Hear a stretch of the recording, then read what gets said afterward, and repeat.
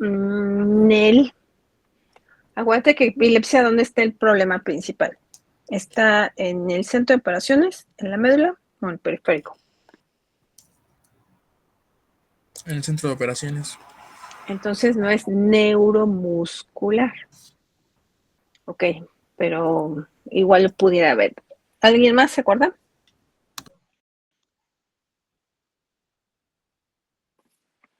Es todo lo que hemos visto. Bueno, entonces cuando hablamos de enfermedades neuromusculares, de las que ya me mencionaron,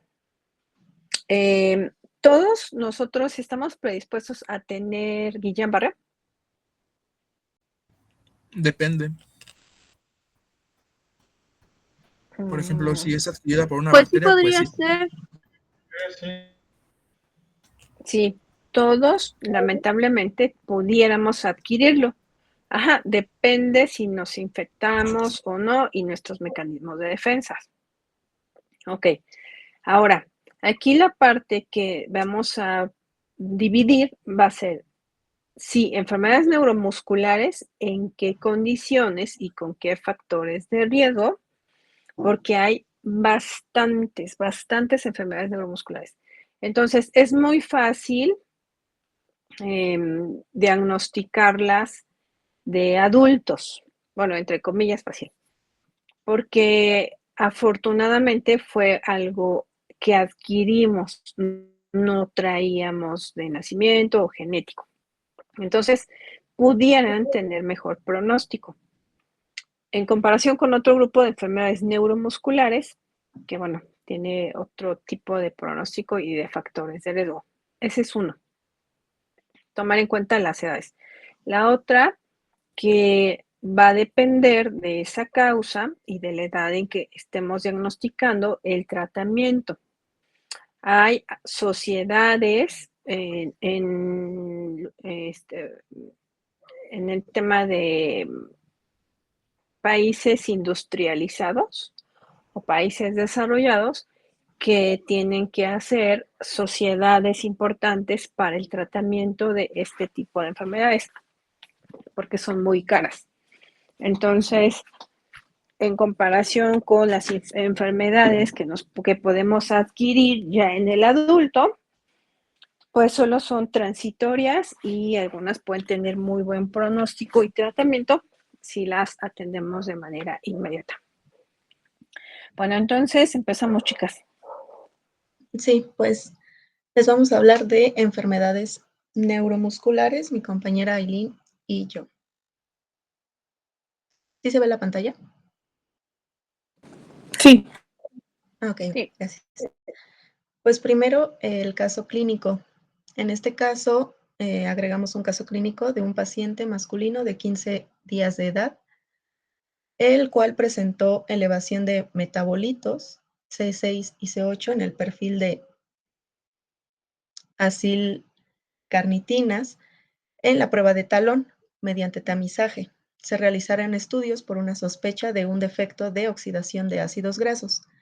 Y esto es porque, bueno, voy a hablar un poquito primero sobre esta patología que tiene este niño, que es la de distrofia muscular de Duchenne. Esta enfermedad pues se considera genética, es neurodegenerativa y se suele caracterizar por una debilidad muscular progresiva. Es más frecuente en hombres, aproximadamente se da en 1 de cada 3.600 a 6.000. Es autosómica recesiva y es ligada al cromosoma X. Esta mutación del gen, ahorita en el caso se va a ir como que desglosando, pero se encarga, específicamente este gen se encarga de la síntesis de distrofina, la cual es una proteína bastante importante dentro del tejido muscular, porque principalmente da protección, estabilidad a las fibras musculares, transmite también estas fuerzas que se generan durante la contracción y pues también se va a observar en el caso, otra alteración que se suele dar en esta enfermedad, que es un defecto en la oxidación de ácidos grasos a nivel de la mitocondria.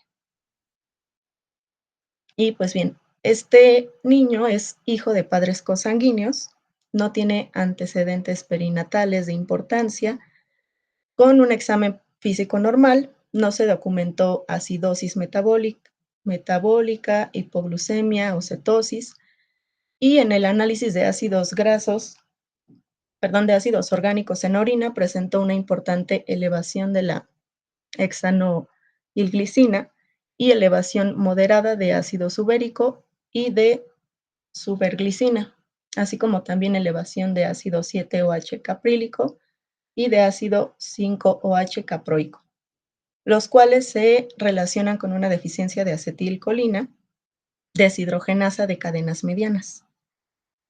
El análisis molecular de AKDM confirmó el diagnóstico de una mutación en el gen A985G en un estado homocigoto. Y pues eso es lo que se puede ver en la imagen de arriba, este estudio AKDM. Y bien, posteriormente a la edad de 4 años, este pacientito empieza a presentar fatiga, mialgias, pérdida de habilidades motoras previamente adquiridas, se documenta peso bajo y baja talla, debilidad muscular, limitación para deambular, signo de Gowers positivo, que más adelante dentro de clínica se va a mencionar, pseudohipertrofia de gastrocnemios y cifoescoliosis toracolumbar. Aquí se puede ver una imagen de lo que es el signo de Gowers. Y pues se documentó también una elevación de las transaminasas, CPK, que se presentó en 23.439 unidades sobre litro, DHL, que es lo que mencionaba anteriormente, que va a haber una alteración en un valor de 1.701 unidades sobre litro. Y bueno, ya específicamente en una electromiografía presentó un patrón miopático, es decir, una alteración de los tejidos musculares en el estudio por mutaciones asociadas con distrofinopatías mediante la técnica de MLPA. Se observó una delección del gen DMD, que es como tal esta enfermedad, que abarca los exones del 45 al 50, lo cual confirmó pues ya como tal el diagnóstico de distrofia muscular de Duchenne.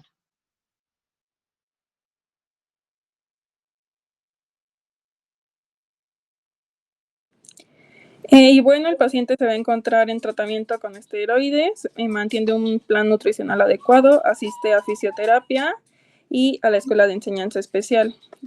También tiene 2 medios hermanos varones gemelos y ambos presentaron delecciones en los exones del 45 al 50, por lo cual también padecen distrofia muscular de Duchenne. Y en ninguno se detectó la deficiencia de acetilcoenzima A deshidrogenasa de cadenas medias, y la madre de estos niños es portadora para la deleción de estos exones 45 a 50 en el gen de distrofia muscular de Duchenne y para la mutación A985G en el gen ACADM.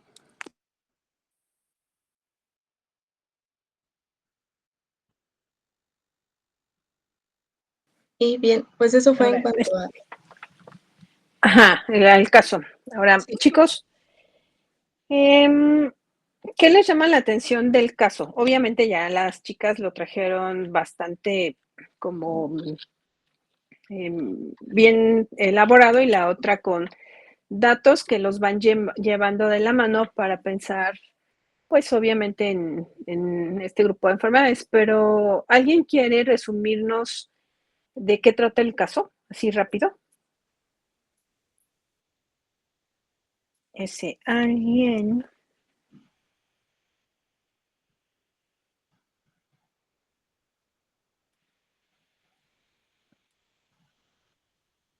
Nada más uno, no todos.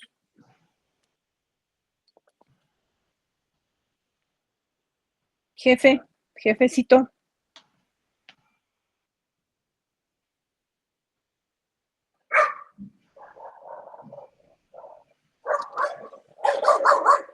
Ay, está. Elías, ¿ahí estás? Ujú. Sí, ¿verdad? Es que no podía cambiar. ¿O no? Bueno, sí me escucho bien, ¿no? Bueno, creo. Perdón, es que no podía activarlo. Sí, ya te escuchas. Pues a mí me llamó la atención que para empezar es una enfermedad genética. Bueno, pues aquí lo que veo es de que hacen el análisis con bueno, tipo de debilidad muscular de Duchenne. Creo que se llama así. O Entonces sea, es ujú. ¿Perdón? Sí, te oigo, te oigo. Bueno, entonces como es una enfermedad genética, pues como aquí lo marca en el caso clínico de las compañeras, pues es parte de la enfermedad, bueno, debilidad muscular de Duchenne. Y bueno, me llama la atención que es bueno, en gemelos y que bueno, comparten padres, por así decirlo, ¿no? Porque son hijos de padres consanguíneos. O sea, por ejemplo, no sé si sean hermanos los papás, mejor dicho, o primos o algo por el estilo. Mm, a ver, ¿quién más? O sea, sí, pero te perdiste de algo, porque ellos son medios hermanos. Los gemelines son medios hermanos del paciente caso. Ah, Pero bueno, o sea, también, desgraciadamente, también heredaron la enfermedad. Pero, ¿cómo llegaron? Este caso, cómo llega al diagnóstico? Se fijaron que lo presentaron a los 15 días. ¿Qué pasó a los 15 días, Elías? mm, pues dice que presentaba am, fatigas, mialgias y pérdida de habilidades motoras, ¿no? Bueno, así llegó. Y con los 15 días que tenía, pues tenía elevación de los metabolitos C6 y C8. No, pero es que, bueno, bueno, les dijeron que apareció en el tamiz que le hicieron del talón. Ahora, a lo que voy es, todos los pacientes recién nacidos deberían de tener un tamiz neonatal extendido. Los tamices neonatales que hacen en el sector del seguro o algo así. Denme un segundo, dejen ver qué tiene mi perro. Ay, esperen.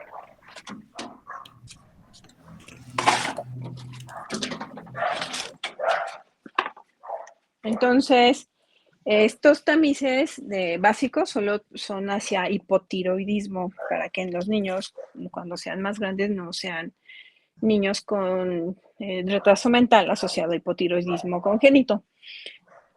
Sin embargo, si tú o alguien que va a querer tener un hijo, debemos pagar este perfil neonatal extendido, que es aquí donde se dan cuenta que podemos encontrar más de 30 enfermedades que se pueden diagnosticar desde el nacimiento.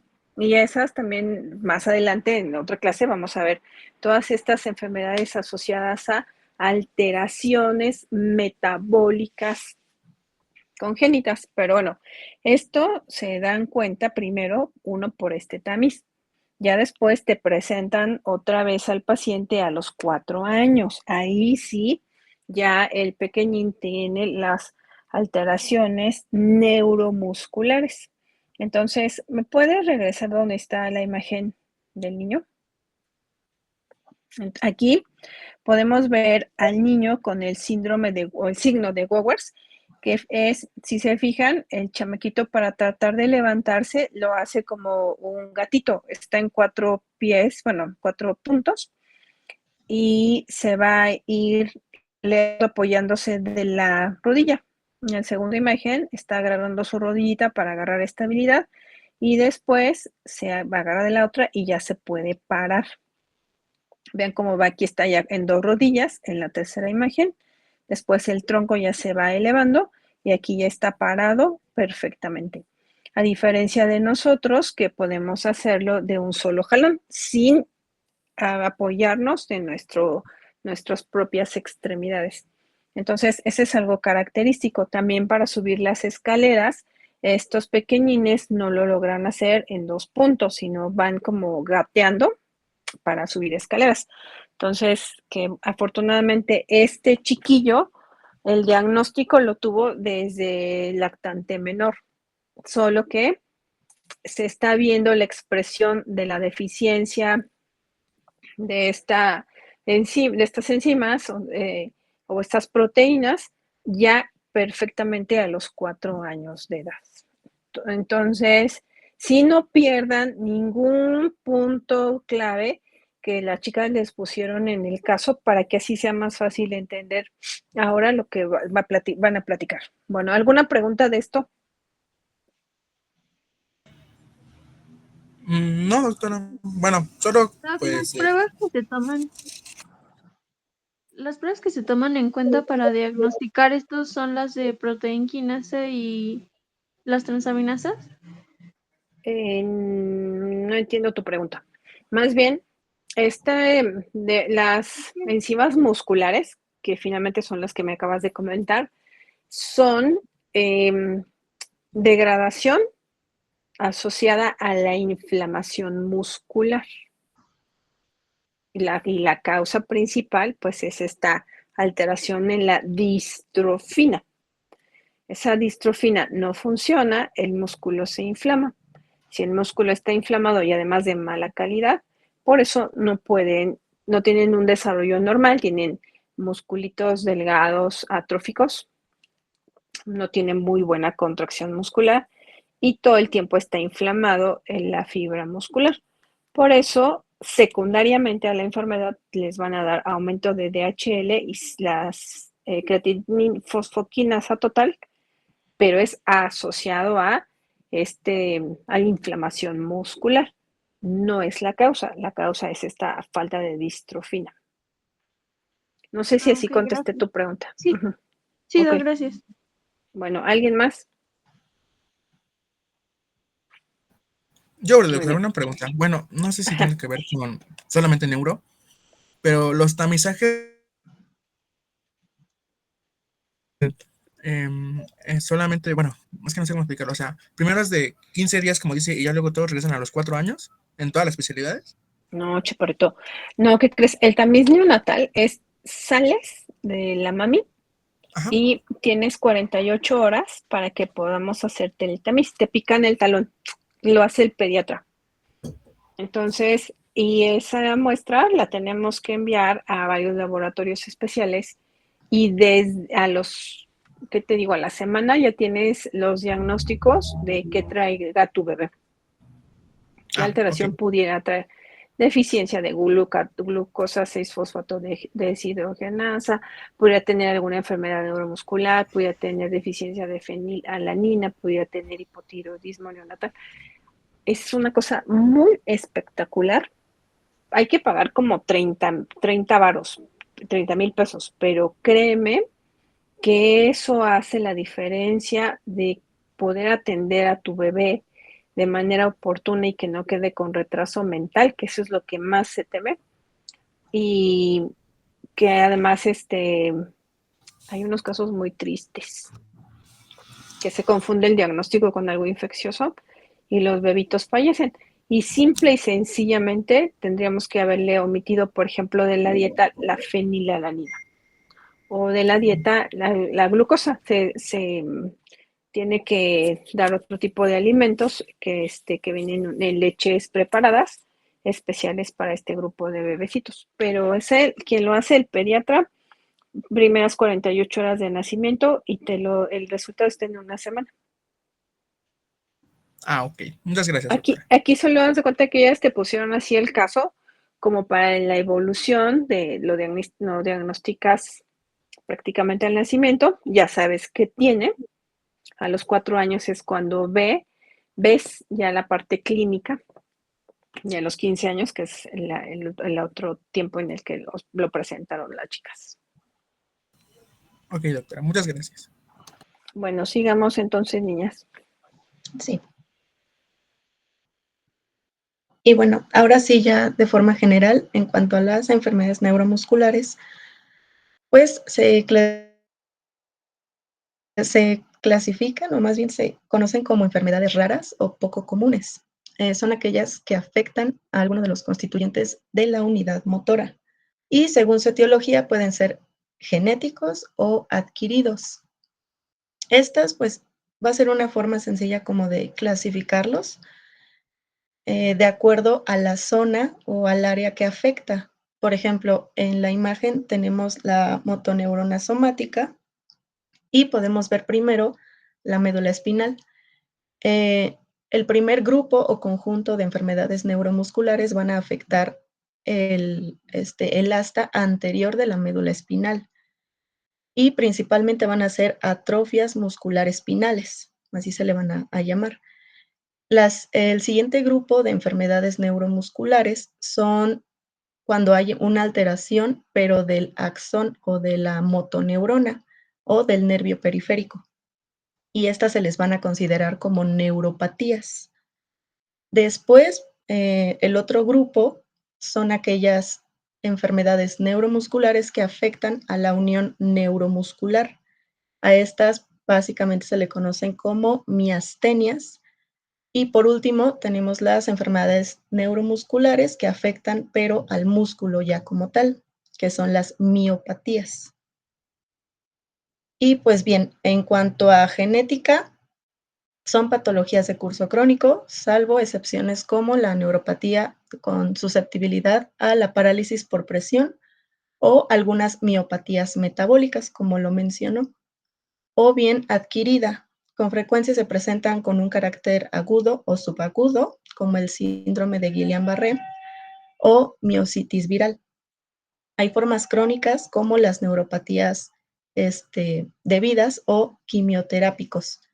Estas adquiridas también pueden ir relacionadas con tóxicos o con fármacos, con procesos inflamatorios, procesos autoinmunes, metabólicos o incluso carenciales. Y pues aquí esta es una tablita que pues se podría decir que resume todo lo que voy a mencionar ahorita, pero la puse de inicio como para identificar lo que les mencionaba del territorio que está afectado, como lo es médula, y lo divide en patologías de base genética y patologías cuando son adquiridas. También lo mismo con nervio, con la unión neuromuscular, con músculo y otros. Esta pues nada más es como para sintetizar todo, pero las voy a mencionar ahorita más adelante. Y ahora sí, primero pues voy a empezar mencionando con las patologías medulares, las cuales les comentaba que afectan directamente la médula, lo que es el asta anterior. Y primero están las enfermedades de la motoneurona con un factor genético. Estas se clasifican con base en un fenotipo clínico de origen genético y así se pueden agrupar atrofia muscular espinal y son la mayoría ligadas al gen SMN1.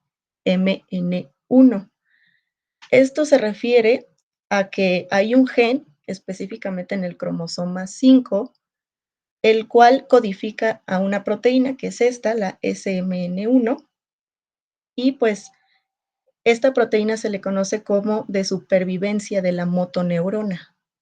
Entonces, cuando hay carencia de esta proteína, pues entonces no se transmite como tal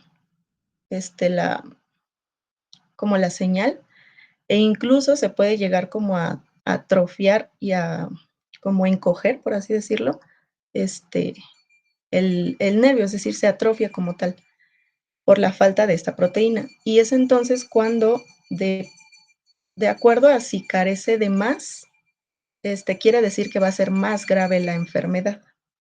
Por eso es que se subclasifica según la presentación clínica, de acuerdo a las manifestaciones clínicas que tenga el paciente. En tipo 1, en su historia natural no alcanza una sedestación. La de tipo 2, que no alcanza una marcha autónoma. Y la de tipo 3, con una marcha autónoma pero con debilidad. Y también se pueden considerar otras atrofias musculares distales, esclerosis lateral amiotrófica, síndrome de Kennedy, de Brown, Vialeto, Bailere, entre otros. Y en cuanto a las mielopatías adquiridas, principalmente son inflamatorias, como la poliomiositis, dermatomiositis, miositis con inclusiones, que ya es también de un origen autoinmune.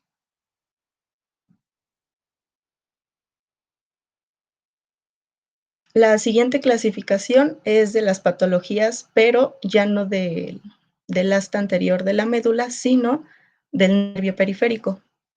Primero, las hereditarias o crónicas se subdividen según el patrón neurofisiológico y de herencia en neuropatías desmielinizantes, que pueden ser de herencia dominante, recesiva o ligados a X, neuropatías axonales de herencia dominante o recesiva, neuropatías de tipo de Hering, SOTAS, que son formas graves de un inicio temprano, y CTM distal o neuropatía motora hereditaria, o también Charcot-Marie.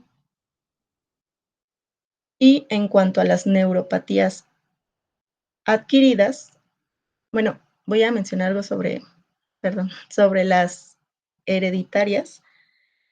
Estas puede ser, bueno, ya aquí como tal determina que puede ser de acuerdo a la falla en un gen, pero se subdivide en desmielinizantes o axonales, es decir, que pueden dañar como tal la mielina o el nervio. Ya, perdón. Y las neuropatías adquiridas. Esas generalmente son de presentación aguda, subaguda y de diversa etiología. Puede ser por sistema inmunológico, inmunomediadas, tóxicas con relación a quimioterápicos de carácter crónico o incluso metabólicas. Aquí están también las que les mencionaba hace rato, las carenciales. En este caso es por una carencia de la vitamina B12. Y ahora las patologías de la unión neuromuscular.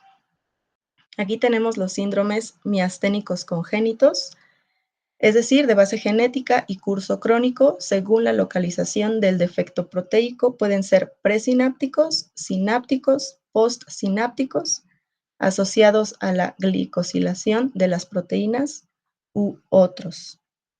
Estos pueden ser por alteraciones de diferentes subunidades, ya sea alfa, delta o beta, las cuales constituyen los receptores de acetilcolina. Por eso es que suelen haber alteraciones en esta conducción, porque pues la acetilcolina es muy importante en cuanto a la transmisión para producir una contracción o una relajación.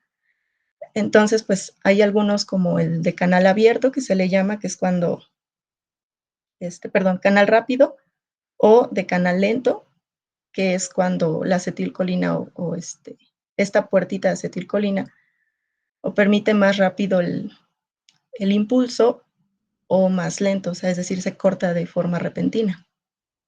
Y tenemos los trastornos de la unión neuromuscular adquirida.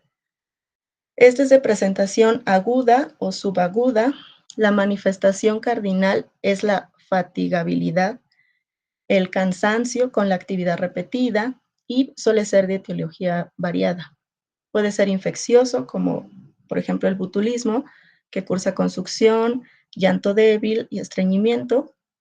Puede ser también inmunomediado, con miastenia gravis, que puede causar diplopía y fatigabilidad, o síndrome de Eaton-Lambert, asociado a procesos hematológicos.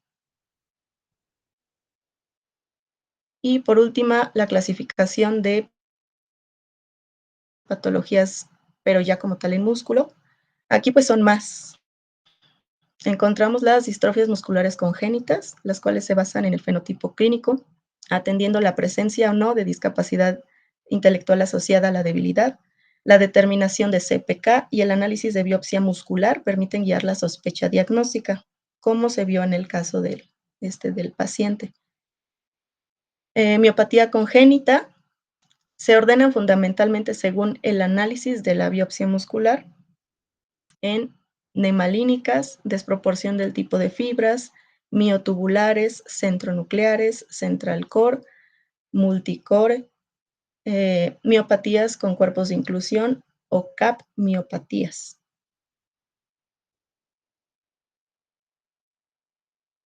También están las distrofias musculares, estas según el fenotipo, la anatomía patológica y el patrón de herencia. Se puede clasificar en distrofia muscular Duchenne-Becker, de Emery-Dreifuss, distrofia facio-escápulo-humeral y distrofias de cinturas dominantes o recesivas.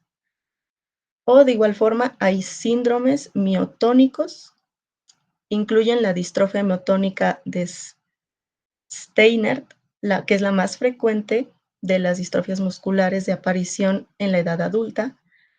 Y en este grupo se encuentran otras formas miotónicas congénitas y las enfermedades musculares de Rippling.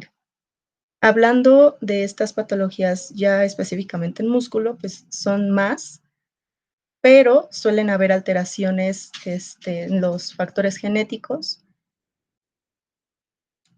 de como tal los canales que conducen a los iones, como lo son el sodio, el cloro, el calcio.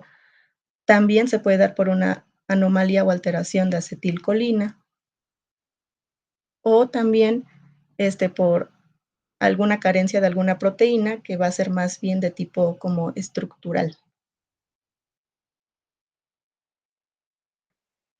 Y también tenemos las miopatías metabólicas. Estas se agrupan en función del defecto de la vía metabólica, como enfermedades de depósito de glucógeno, como la enfermedad de Pope y otras, y vía glicolítica o trastornos de metabolismo lipídico. O las miopatías adquiridas, que pueden ser por infecciones, que son de carácter agudo, principalmente virales. Pueden ser inflamatorias, como una dermatomiositis, y más propias del adulto, como poliomiositis o miositis por cuerpos de inclusión. También pueden ser de origen tóxica por fármacos o metabólicas asociadas a un trastorno tiroideo o celiaquia. Perdón.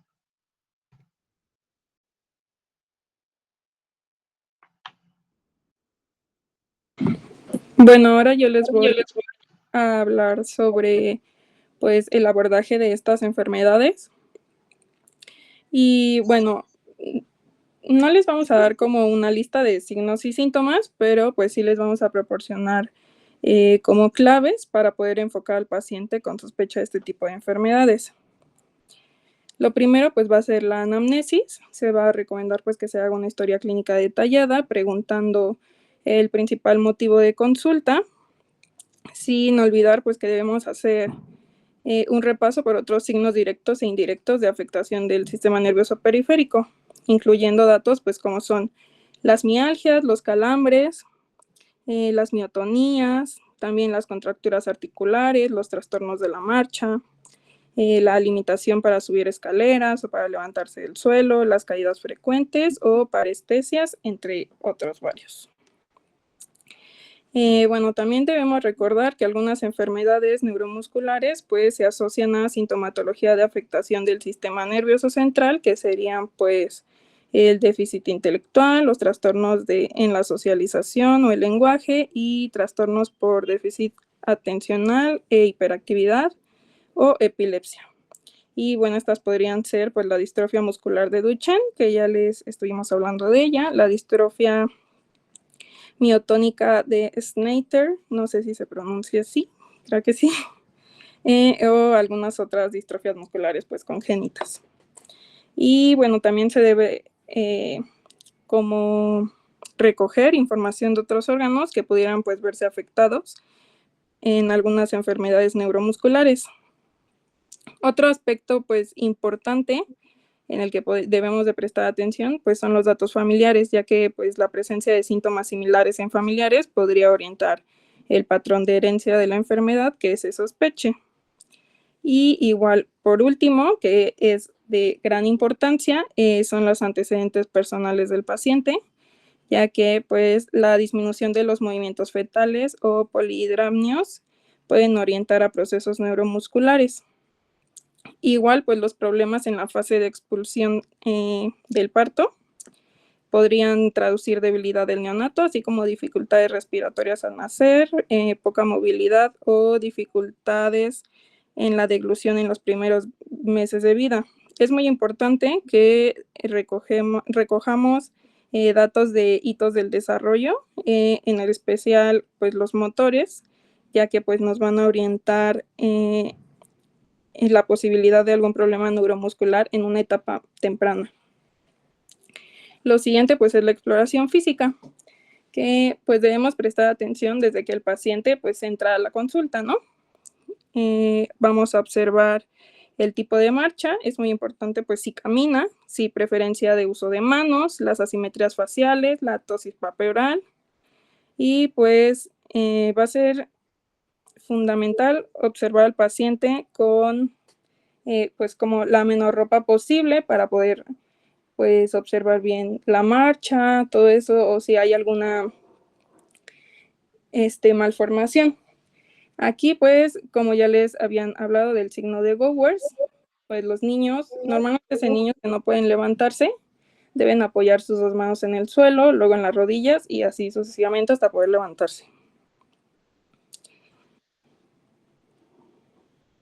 También pues la exploración física debe ser ordenada para evitar pues que se nos olvide determinadas exploraciones que nos pudieran dar datos orientativos de la enfermedad, y pues se debe hacer una exploración global. Esto debe incluir pues la inspección, la palpación, la percusión, la auscultación de diferentes órganos y sistemas, incluyendo la piel, también la presencia de dismorfias, el examen oftalmológico y otorrinolaringológico. Y bueno, seguido de esto, se debe de hacer una exploración neurológica detallada, incluyendo aspectos cognitivos, los pares craneales, signos cerebelosos, trofismo, fuerza y tono, sensibilidad, los reflejos osteotendinosos, la marcha y, pues, como ya les había mencionado, los hitos del desarrollo psicomotor.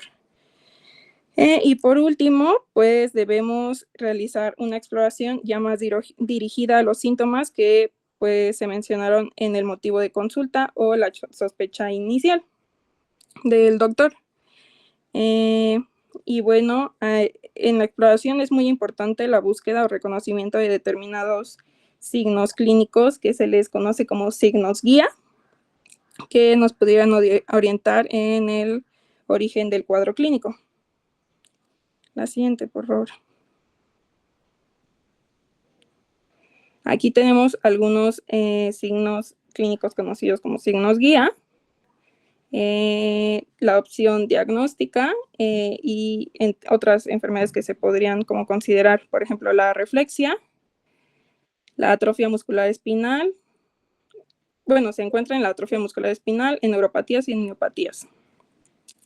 Las arritmias en distrofia miotónica de Snyder, distrofia muscular de Emery-Dreifuss, los calambres en distrofias musculares o en miopatías metabólicas, la cardiomiopatía en enfermedad de Pompe o la distrofia muscular de Duchenne, las contracturas de codos, distrofia muscular de Emery-Dreifuss o miopatías congénitas, debilidad distal en neuropatías, miopatías distales o atrofia muscular espinal distal, la debilidad facial con la distrofia miotónica de Snyder, las miopatías congénitas o miopatías graves, la debilidad proximal en miopatías, atrofia muscular espinal, Pompe, miopatías, la escápula alada, el estreñimiento severo en el botulismo, por ejemplo, las fasciculaciones linguales, la hepatoesplenomegalia, hiperlaxitud articular, la hipertrofia muscular,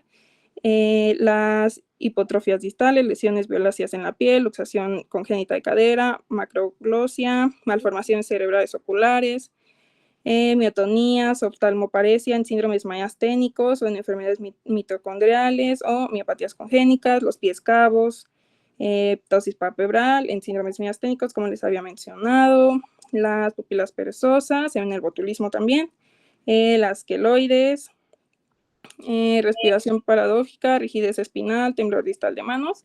Y bueno, si quieren tómenle una captura porque creo que les sirve mucho no sirve mucho esta tablita.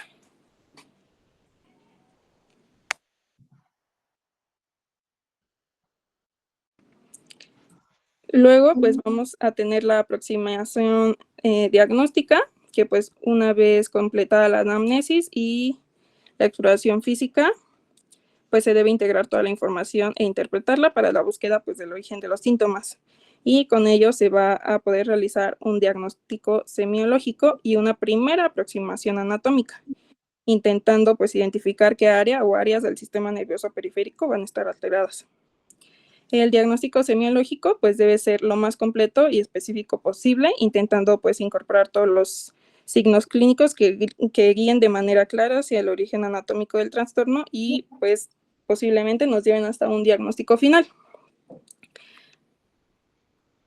Y aquí tenemos, pues, por un ejemplo, ¿no? Diagnóstico semiológico, tenemos un varón de 4 años con episodios de tosis papeural y debilidad generalizada de presentación subaguda y con claro empeoramiento en las tardes o tras ejercicios intensos. ¿Cuáles van a ser los signos de guía? Pues la tosis papeural y la fluctuación clínica. Y pues el diagnóstico anatómico va a ser el trastorno de la unión neuromuscular. La que sigue, por favor.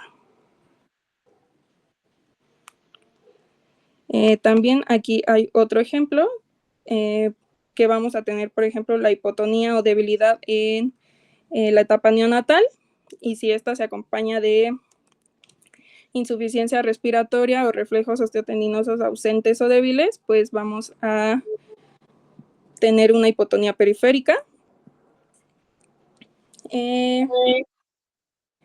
Y si esta se acompaña de fasciculaciones linguales, vamos a tener atrofia muscular espinal. Si esta se acompaña de fatigabilidad y apnea súbita, pues un síndrome miasténico. Y si está la creatina fosfoquinasa elevada, una distrofia muscular. Igual, si se presenta la hipotonía debilidad en la etapa neonatal, pero se acompaña de epilepsia, rasgos dismórficos o reflejos osteotendinosos aumentados, vamos a tener una hipotonía central, pero vamos a necesitar pruebas complementarias como la resonancia magnética y estudios genéticos. Y si esta hipotonía o debilidad se encuentra en el lactante o en el niño mayor en una fase aguda, con pupilas perezosas y estreñimiento, va a significar pues botulismo. Si igual es una etapa aguda, pero es distal y con arreflexia, un síndrome de Guillain-Barré. Si es aguda con mialgias o calambres, pues va a ser una miositis o una miopatía metabólica. Si igual esta hipotonía, debilidad en el lactante o niño mayor es episódica, nos va a indicar una parálisis periódica o una miopatía metabólica. Si es fluctuante, una miastenia. Y si es crónica y proximal con arreflexia, fasciculaciones y temblor, una atrofia muscular espinal. Si es crónica proximal con hipertrofia gemelar, una distrofia muscular de Duchenne u alguna otra distrofia. Si es crónica proximal con algunos otros signos, pues vamos a necesitar pruebas complementarias para pues saber qué es. Y igual si esta hipotonía, debilidad en el lactante niño mayor de manera crónica se encuentra de forma distal y con arreflexia y síntomas sensitivos, vamos a tener un Charcot-Marie desmielinizante o una polineuropatía inflamatoria crónica desmielinizante o una neuropatía tóxica. Igual si es crónico, distal, con reflejos osteotendinosos normales o débiles, vamos a tener miopatías distales, con Charcot-Marie distal, axonal, perdón, y atrofia muscular espinal distal. Y si es crónica distal con miotonías, una distrofia muscular de Snyder o miotonías congénitas.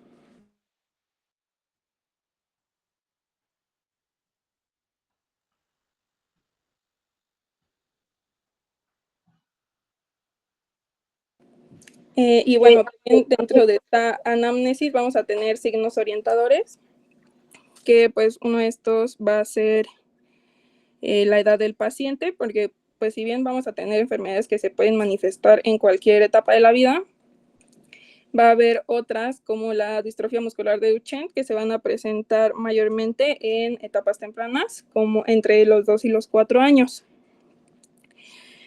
También en los casos de hipotonía, pues es necesario identificar si la hipotonía es central o periférica. También la forma de presentación, ya que con frecuencia pues las formas de presentación agudas o subagudas, como les había mencionado mi compañera Brenda, van a ser adquiridas y las formas crónicas van a tener un origen genético. Y esto también nos va a indicar diferentes tipos de enfermedades. Por ejemplo, si la presentación es fluctuante, se puede pensar en síndromes miasténicos, y si es episódica, en metabólicos o en canalopatías. También vamos a tener factores precipitantes, que, bueno, aquí vamos a preguntar por los factores desencadenantes, como el ejercicio en miastenias o en procesos metabólicos. También dieta rica en hidratos de carbono o en potasio en parálisis periódicas o historia reciente de enfermedades, como cuadros catarrales o diarreicos en el síndrome de Guillain-Barré o en enfermedades metabólicas. Y por último, el dolor u otros síntomas sensitivos y distribución. Y bueno, la hipotonía central, pues tenemos que va a ser historia de agresión cerebral, crisis epilépticas, signos dismórficos, pobre interacción, micro o macroencefalia, movimientos espontáneos normales, reflejos osteotendinosos normales o exaltados, persistencia de reflejos primitivos o organomegalia. También en la hipotonía periférica tenemos que va a ser disminución de movimientos fetales, nivel de alerta y respuesta a estímulos adecuados, la debilidad con escasos movimientos espontáneos, los reflejos osteotendinosos ausentes o disminuidos, las fasciculaciones y la atrofia muscular y pérdida de capacidad. La que sigue, por favor. Y también vamos a tener signos orientadores en la exploración física. En la exploración física va a ser la distribución de la debilidad, que, bueno, esto igual nos va a ayudar a orientar el diagnóstico, porque, por ejemplo, cuando la debilidad va a ser proximal, nos debemos inclinar a pensar en miopatías en general, como las distrofías metabólicas o miopatías congénitas, y también en enfermedades del asta anterior, como atrofia muscular espinal.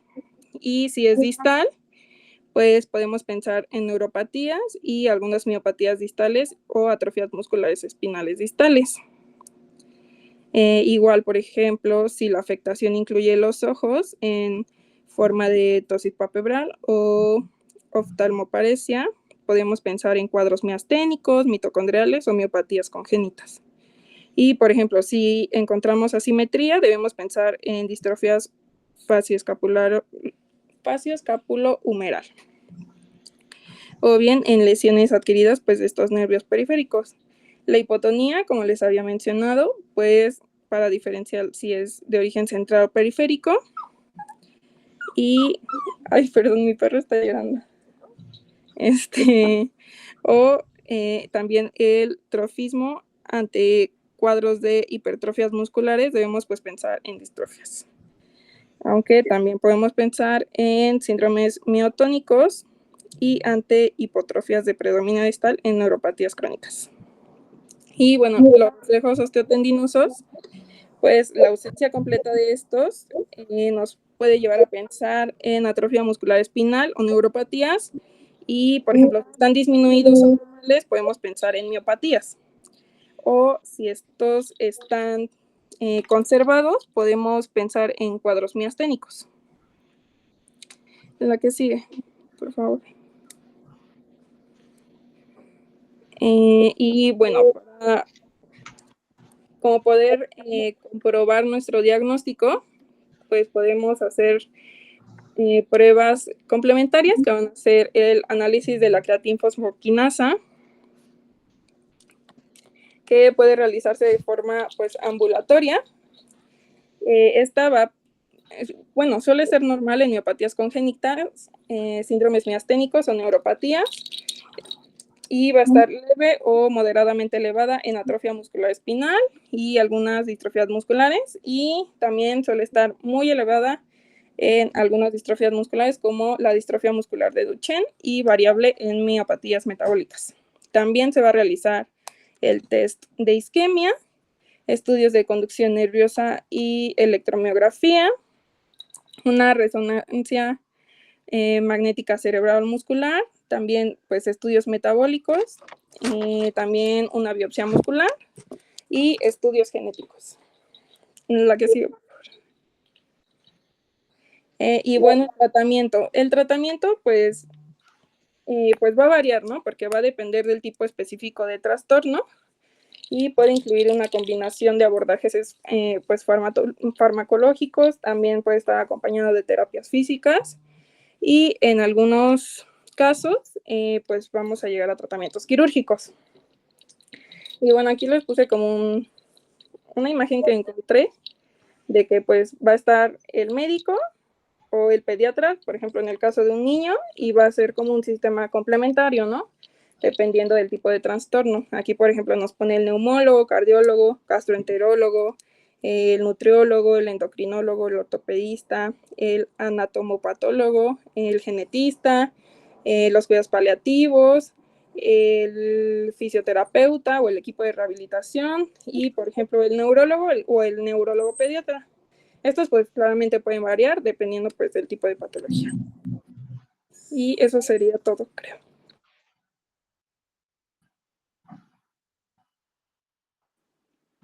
Muy bien.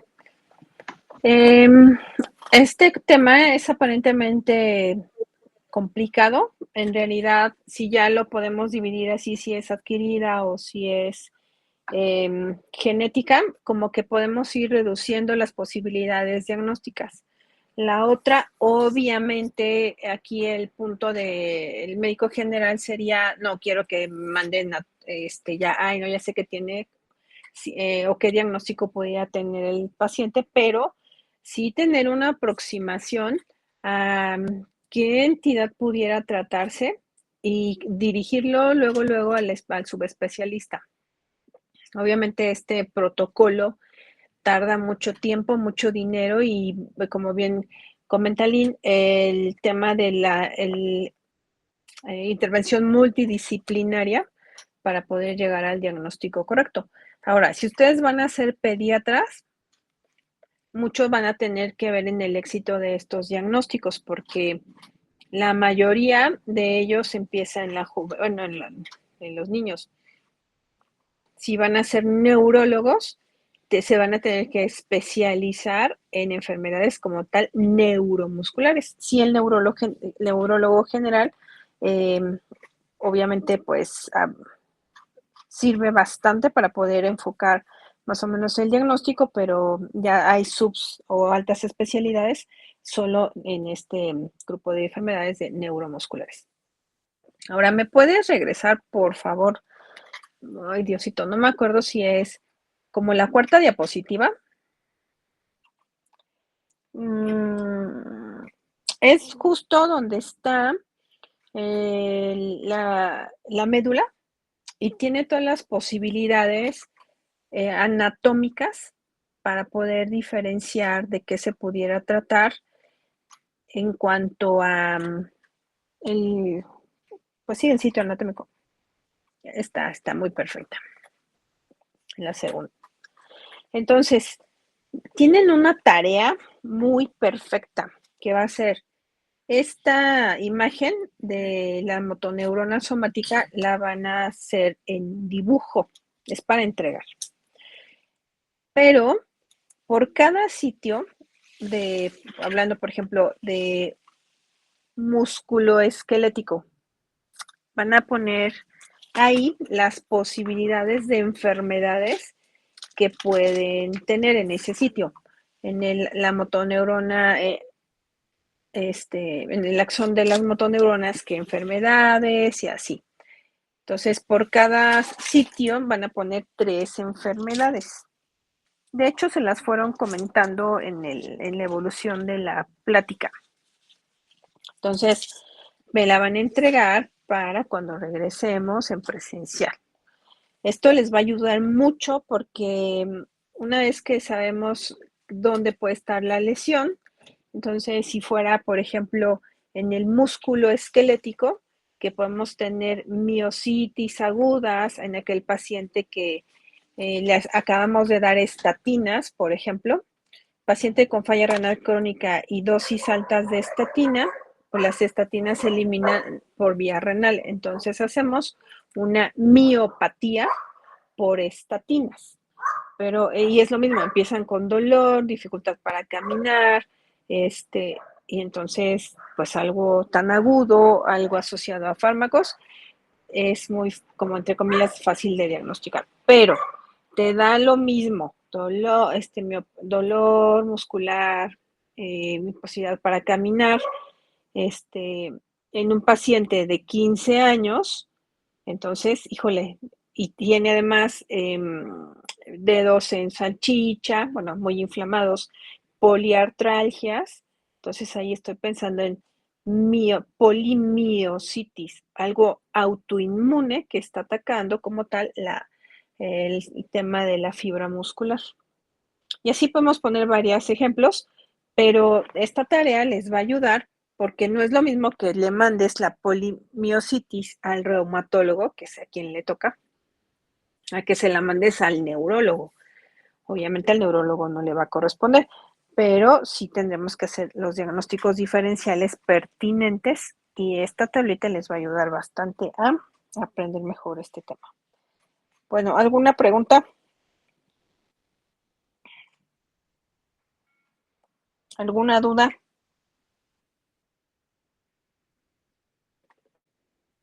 ¿Siguen ahí? Sí, aquí estamos, Doc. ¿Quedaron anonadados? Sí, Nada. está algo difícil. La verdad sí es mucha información, pero creo que les voy a mandar el artículo, este pequeño, se trata de pediatría y se los mandé en el punto de pediatría porque lo puede resumir muy bien para el tema de adulto, pero en realidad el tema de adulto ya nada más son puros diagnósticos diferenciales. Sin embargo, sí pongan bastante atención porque nos toca ver estos pacientes como médicos generales, ¿eh? Y de ustedes tienen la responsabilidad de que diga, como dicen los pacientes, de que le atinen y tenga buen pronóstico el paciente o que no le atinen y pues quedan para el teletón. Bueno, entonces, si no tienen dudas, preguntas, descansen a las 8:30, no, creo que son 9:30. Se conectan con el doctor. Ahorita ahí les manda su liga. Ok, doctora.